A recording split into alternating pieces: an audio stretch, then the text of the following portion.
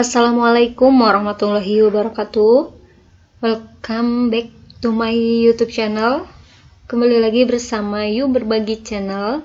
Di video kali ini saya mau melanjutkan kembali membahas mengenai contoh soal SKB Bidan, contoh dari macam-macam kasus. Oke, kita ke kasus yang pertama langsung aja.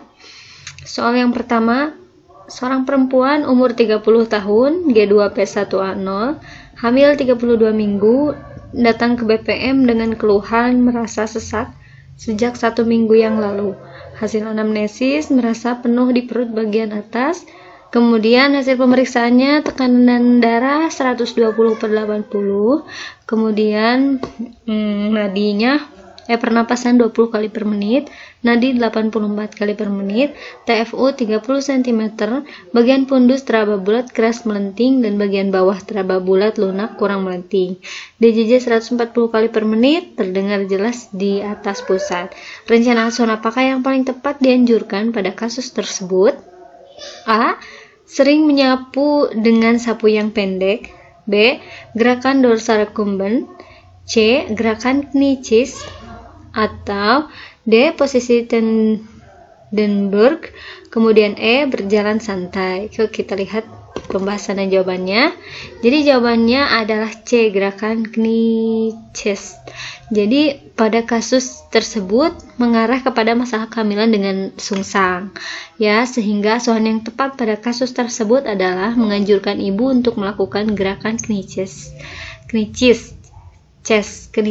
ya maksudnya, karena dengan knicis maka hukum akomodasi dan gravitasi akan terfasilitasi dengan baik, sehingga bokong yang besar akan menempati rongga yang luas dan kepala yang berat akan berada di bawah mendekati gravitasi bumi. Sedangkan untuk jawaban yang lain kurang dapat memfasilitasi dua hukum tersebut. Oke, cukup jelas ya. Kita lanjut ke kasus yang selanjutnya. Seorang perempuan berumur 28 tahun, G3P1A1, hamil 32 minggu, datang ke Polindes dengan keluhan bengkak pada kaki sejak 1 minggu yang lalu. Hasil anamnesis, keluhan berkurang setelah diistirahatkan. Hasil pemeriksaan, tekanan darah 120/80, kemudian nadi 80 kali per menit, pernapasan 20 kali per menit, suhu 36,6 derajat Celcius, kemudian TFU 30 cm, dan DJJ 144 kali per menit teratur. Kapankah rencana kunjungan ulang pada kasus tersebut? A. 8 minggu, B. 6 minggu, C. 4 minggu, D. 2 minggu, atau E. 1 minggu. Mari kita lihat jawabannya. Jadi jawabannya adalah D. 2 minggu. Nah, pada kasus tersebut termasuk kehamilan normal dengan karena usia kehamilan 32 minggu, kemudian TFU-nya 30 cm dan tidak ada kelainan lain, sehingga sesuai dengan pola kunjungan ulang ibu hamil normal bahwa jika memasuki kehamilan trimester 3, maka minimal dilakukan 2 kali, yaitu sebelum usia kehamilan 36 minggu, standar kunjungannya adalah tiap 2 minggu sekali, dan setelah 36 minggu, standar kunjungannya adalah tiap 1 minggu sekali. Ya, cukup jelas juga ya.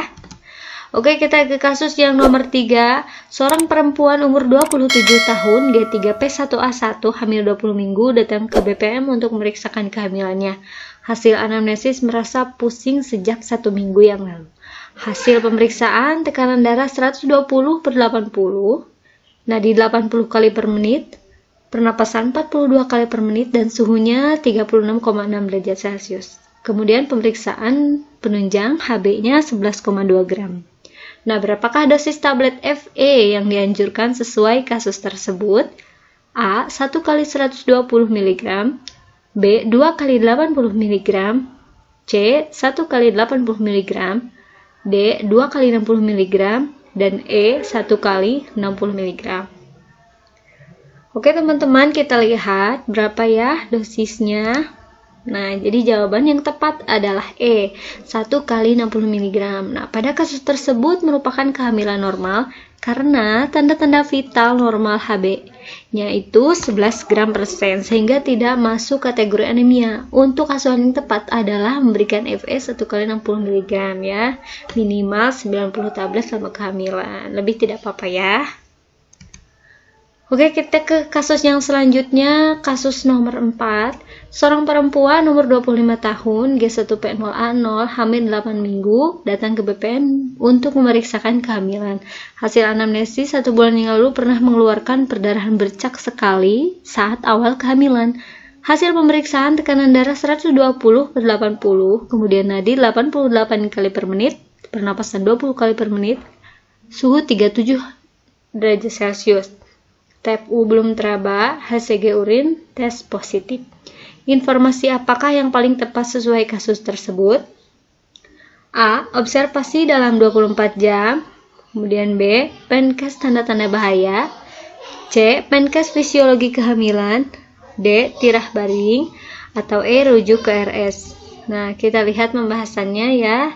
Ini jawabannya adalah C. Penkes fisiologi kehamilan. Jadi untuk penjelasannya, Ibu perlu mengetahui fisiologis kehamilan. Fisiologi kehamilan adalah seluruh proses fungsi tubuh pemeliharaan janin dalam kandungan yang disebabkan pembuahan sel telur oleh sperma. Saat hamil akan terjadi perubahan fisik dan hormon yang sangat berubah drastis. Jadi pada kasus ini semuanya normal.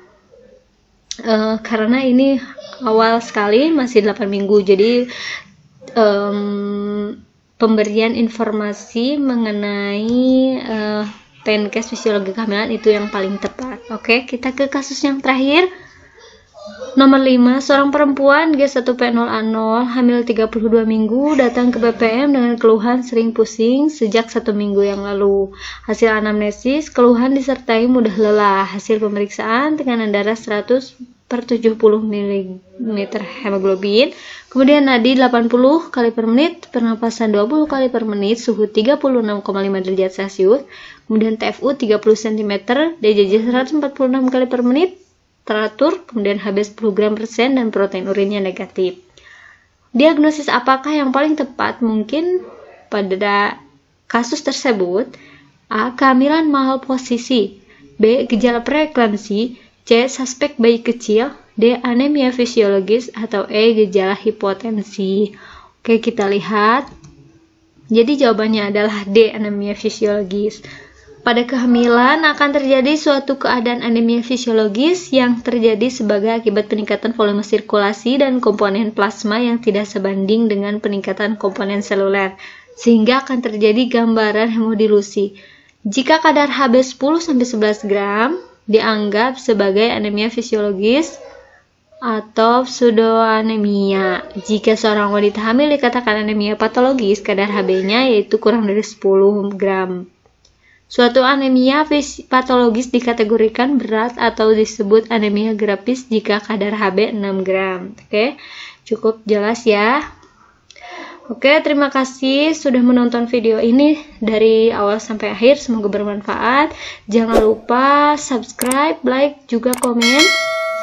Dan support terus channel YouTube ini. Terima kasih. Wassalamualaikum warahmatullahi wabarakatuh.